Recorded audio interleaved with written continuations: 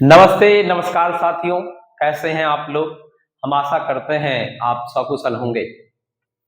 जैसा कि हम लोग सॉलिड स्टेट की प्रीवियस ईयर क्वेश्चन अर्थात पूर्व में पूछे गए प्रश्न तथा संभावित प्रश्न पर चर्चा कर रहे थे, जिसका ये अंतिम पार्ट होगा। फिर हम लोग सॉल्यूशन चैप्टर यानी कि विलियन चैप्टर के प्रीवियस ईयर क्वेश्चन और संभावित प्रश्न पर चर्चा करेंगे। आपको एक सलाह देना चाहूंगा कि आपके एग्जाम में 3 महीने बचे हुए हैं, नवंबर, दिसंबर, जनवरी। फिर आपका एग्जाम फरवरी में होना है। दिसंबर के बाद हड़बड़ाहट सी हो जाती है, क्या तैयारी करूं क्या नहीं करूं। तो अभी समय रहते हुए आप जितने भी शिक्षक के द्वारा आपको पढ़ाया जाता है, आप प्रीवियस ईयर क्वेश्चन सभी को आप रिवाइज कर लें। अन्यथा जिस दिन एग्जाम होती है, बच्चे लोग उसके एक दिन पहले लगाते हैं यही रात अंतिम, यही रात भारी। साथ ही साथ जब रिजल्ट आता है तो एक बड़ा बढ़िया स्टेटस में गाना लगाता है, मैया है सुनियो हमरो विपतिया, माँ हमको ना रहबई है, को ना रहबई है मैया, को ना रहबई है, मैया है सुनियो हमरो विपतिया, माँ हमको ना रहबई है। ऐसा कुछ वीडियो ना लगाना पड़े, इसके लिए अभी से बढ़िया से तैयारी कीजिए, बढ़िया से पढ़िए कि अच्छा रिजल्ट आ पाए, अच्छे परिणाम आप ला पाए। आइए इसी के साथ हम लोग थोड़ा वीडियो को भी देखते हैं। वीडियो में क्या क्या टर्म आपके लिए लेके आए हैं क्वेश्चन। पहला सवाल है, रबा में जब इलेक्ट्रॉन ऋणायन द्वारा खाली स्थान में पकड़ लिया जाता है, यानी कि क्रिस्टल में एक दोष होता है, आपने पढ़ा होगा धातु आधिक्य दोष। धातु आधिक्य दोष में क्या होता है, ऋणायनिक रिक्तिका के कारण जब धातु आधिक्य दोष उत्पन्न होती है तो ऋणायन जब बाहर निकलता है तो उसका स्थान इलेक्ट्रॉन ले लेता है और उस स्थान को कहा जाता है रंग केंद्र या एफ केंद्र। एफ जो लैटिन शब्द है उसमें फार्बेंजेंटर से बना हुआ है, जिसका तात्पर्य होता है रंग। क्या होता है? रंग।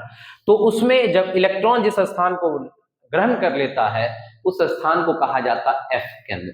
लेकिन हालांकि ये पूछा कौन सा दोष होता है, लेकिन ये सवाल ऐसा नहीं होना चाहिए, उस स्थान को कहा जाता है, तो उस स्थान को एफ सेंटर कहा जाता है। तो जैसे ही पूछा वैसे ही जवाब देना पड़ेगा, फिर भी तो एफ सेंटर इसका क्या हो जाएगा? जवाब हो जाएगा। आइए अगला क्वेश्चन क्या है, निम्नलिखित में किस प्रकार के दोष के कारण क्रिस्टल के घनत्व में कमी आती है? क्रिस्टल के घनत्व में क्या होती है? कमी आती है। जो दोष दिया है उसमें ही सोचना है।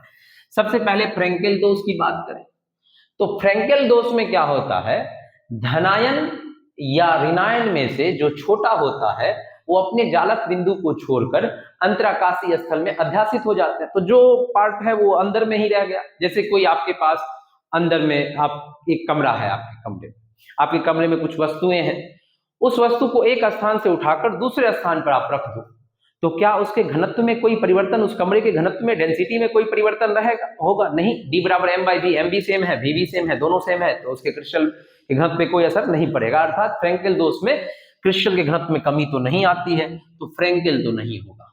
शॉटकी दोष, शॉटकी दोष में धनायन तथा ऋणायन समान संख्या में अपने जालक बिंदु को छोड़कर क्रिस्टल से बाहर ही हो जाते हैं। अर्थात D बराबर M बाई वी में से मास कुछ निकल गया, और मास के निकलने से हम जानते हैं घनत्व और द्रव्यमान के बीच सीधा समानुपाती वाला संबंध है। अर्थात मास घटेगा तो घनत्व भी घट जाएगा, इसीलिए आंसर कौन सा हो जाएगा? शॉटकी दोष हो जाएगा। आगे वाला देखना है तो अंतराकाशी दोष क्या होता है। अंतराकाशी दोष में अवयवी कण अपने जालक बिंदु को छोड़कर अंतराकाशीय स्थल में अध्यासित हो जाते हैं। वही कमरे का सामान कमरे में ही रह गया तो कुछ घनत्व परिवर्तित नहीं होगी। एफ के अंदर तो यहाँ पे बेकार में ऑप्शन दिया हुआ है।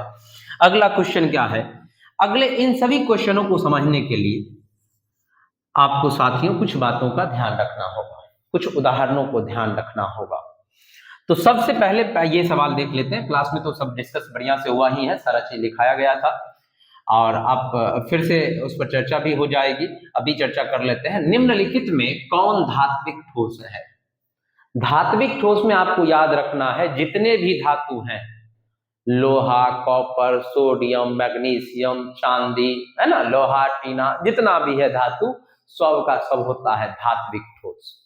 ये क्रिस्टलीय ठोस के प्रकार होते हैं 4 प्रकार, आणविक, आयनिक, धात्विक, नेटवर्क, जिसमें से धात्विक सभी धातु आ जाते हैं धात्विक ठोस के अंतर्गत।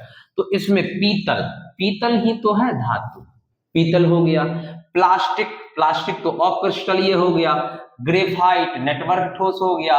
हीरा नेटवर्क ठोस हो गया। ठीक है, आइए अगला सवाल आपका क्या है, निम्नलिखित में कौन सा गुण क्रिस्टलीय ठोस पदार्थ का नहीं है? क्रिस्टलीय ठोस पदार्थ का नहीं है। तो क्रिस्टलीय का क्या क्या गुण होता है जी? क्रिस्टलीय की गलनांक निश्चित होती है, क्रिस्टलीय ठोस का आकृति निश्चित होती है ना। ये क्या कहते हैं, तेज धार औजार वाले तेज धार वाले औजार से काटने पर इसकी जो सतही भाग होती है वो चिकनी होती है।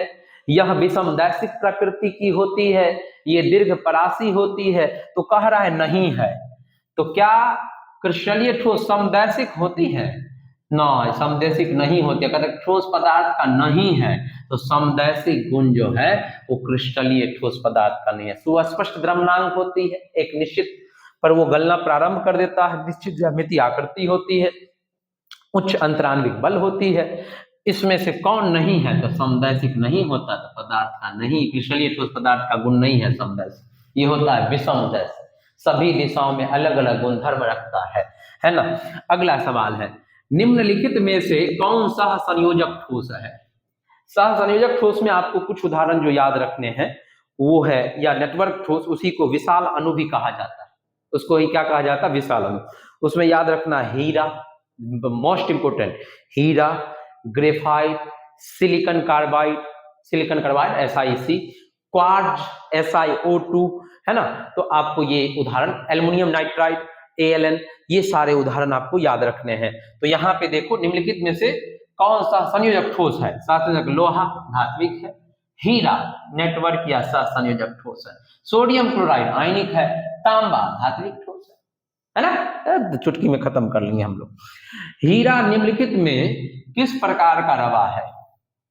हीरा निम्नलिखित में किस प्रकार का रवा है? अब ये भी बताया है आयनिक नहीं है, आयनिक में NaCl, जितना भी आयनिक है, आयनिक यौगिक है, NaCl, KCl, KNO3, NNO3, CuSO4, K2SO4, ये सब आयनिक में आ जाता है ना। तो ये आयनिक रवा तो है नहीं हीरा। सहसंयोजक रवा, रवा का मतलब क्रिस्टल होता है। आणविक ठोस में सभी अणु आ जाते हैं, H2O बर्फ हो गया, CCl4 हो गया, सभी अक्रिय गैस भी यहीं आते हैं।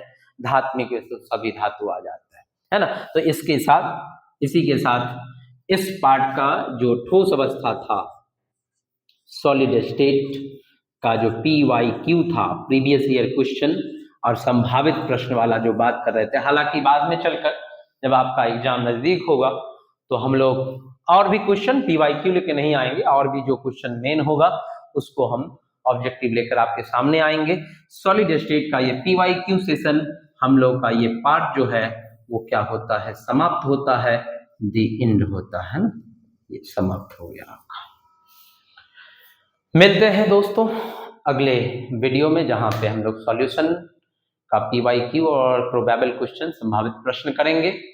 नमस्कार, बाय बाय, टाटा।